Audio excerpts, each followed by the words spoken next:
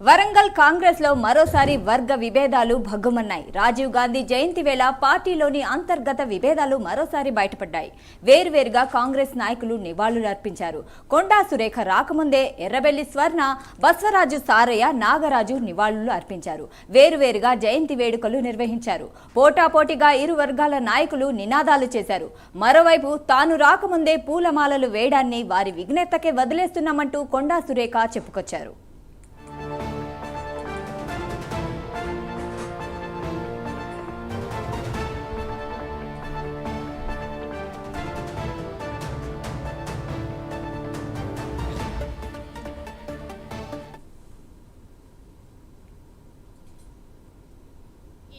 పూలమాల ఆవిష్కరించి మరి వారిని గుర్తు చేసుకోవడం జరిగింది. మరి రాజీవ్ గాంధీ గారు తన తల్లి మరణించిన తర్వాత మరి అనుకోకుండా ఆయన రాజకీయాల్లోకి రావడం జరిగింది. పైలట్గా ఉన్నటువంటి అతను మరి ఇందిరాగాంధీ గారి మర్డర్ అయిన వెంటనే ఆయనను ప్రధానమంత్రిగా మరి ప్రమాణ స్వీకారం చేసిన తర్వాత మరి ఆయన ఒక మంచి ప్రధానిగా గుర్తింపు తెచ్చుకోవడం జరిగింది. మనకు టెక్నాలజీ వ్యవస్థను తీసుకొచ్చి, ఇంటర్నెట్ వ్యవస్థను తీసుకొచ్చి, కంప్యూటర్ వ్యవస్థను తీసుకొచ్చి మన ఇండియాను ముందంజలో పెట్టినటువంటి వ్యక్తి రాజీవ్ గాంధీ గారు. ఈరోజు ఆయన పుట్టినరోజును సద్భావన దివస్గా దేశమంతటా కూడా జరుపుకుంటారు. మరి ఆయన ఎన్నో రిఫార్మ్స్ తీసుకురావడము, తల్లి బాటలో తను కూడా నడుస్తూ మరి నిరుపేదల సంక్షేమమే ధ్యేయంగా వారు పరిపాలన అందించారు. మరి జీవితాన్ని కూడా మరి అర్పించడం జరిగింది. పార్టీ ఆఫీసులో కార్యక్రమాలు చేస్తూ ఇవాళ ఇక్కడ రాజీవ్ గాంధీ గారి స్టాచ్యూకు పూలదండలు వేయడానికి ఇక్కడికి రావడం జరిగింది.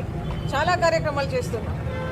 రాజీవ్ గాంధీ గారు అంటేనే ఈ దేశంలో ప్రాణత్యాగం చేసి యువత కోసము, మహిళల కోసము మొదటి అడుగు వేసింది రాజీవ్ గాంధీ గారు. ఈ దేశ భవిష్యత్తు కూడా యువత చేతిలో ఉండాలి, యువత ఈ దేశాన్ని ముందుకు తీసుకుపోవాలి అని 18 సంవత్సరాలకు ఓటు హక్కు కల్పించింది స్వర్గీయ రాజీవ్ గాంధీ. 73, 74 రాజ్యాంగ సవరణ ద్వారా మహిళలను పురుషులతో సమానంగా రాజకీయంలో కూడా ఉండేట్టుగా తీర్చిదిద్దింది కూడా రాజీవ్ గాంధీ గారు. రాజీవ్ గాంధీ గారు చేసిన సేవలు, వాళ్ళ త్యాగాలన్నీ కూడా ఎవరు కూడా మర్చిపోకూడదు. యువతకు స్ఫూర్తినిచ్చిన రాజీవ్ గాంధీ గారు ఈ యువత స్కందాలమైన ఒక బాధ్యత పెట్టడం జరిగింది. ఈ దేశ భవిష్యత్తు కోసం యువత అందరూ కూడా ఆలోచించాలి, ముందుండాలి, మంచికి సహకరిస్తూ మంచిని పెంపొందించడం కోసమని నడవడిగా నడుస్తూ ఈ దేశాన్ని ముందుకు తీసుకుపోవాల్సిన బాధ్యత యువత పైన ఉందని తెలియజేస్తుంది. Is the youngest prime minister in the world. 40వ ఏటలనే ఎప్పుడైతే ఇందిరాగాంధీ గారు స్వర్గీయ అయినాక 84లో వారు రావడం, యంగెస్ట్ ప్రైమ్ మినిస్టర్గా పేర్కోవడం, వారు తెచ్చిన సంస్కరణల ద్వారా టెక్నాలజీ అండ్ ఇన్ఫర్మేషన్ పైన వారు చేసిన సేవలు గణనీయం. ఇప్పటికీ మనం అందరం కూడా ఈ యొక్క టెక్నాలజీతో ఎంత ముందుకు ప్రపంచంలో ముందడుగున్నామో అందరికీ తెలుసు. అలాగే బ్లాక్ బోర్డ్ 86లో బ్లాక్ బోర్డ్ ఉద్యమం తెచ్చింది కూడా రాజీవ్ గాంధీ గారే. సో రాజీవ్ గాంధీ గారు తెచ్చిన టెక్నాలజీ అండ్ బ్లాక్ బోర్డ్ ఉద్యమాలతో ప్రాథమిక పాఠశాలలు, అలాగే ఎన్నో సంస్కరణలు తెచ్చి విద్య పైన వారు తెచ్చిన మార్పులు గొప్ప మహనీయులు. ఇప్పటికీ మనం అందరం కూడా వారిని అనుసరిస్తున్నాం.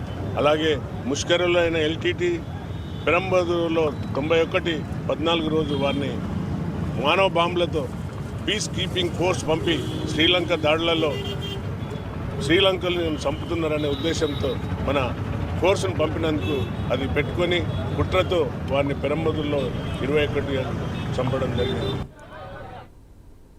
ఇక రోజు రోజుకు కాంగ్రెస్ లో వర్గ విభేదాలు పెరిగిపోతున్నాయి. ఇక ఈ విషయంపై మరింత సమాచారం అందించడానికి మా ప్రతినిధి తిరుపతి ఫోన్ లో అందుబాటులో ఉన్నారు. తిరుపతి, చెప్పండి.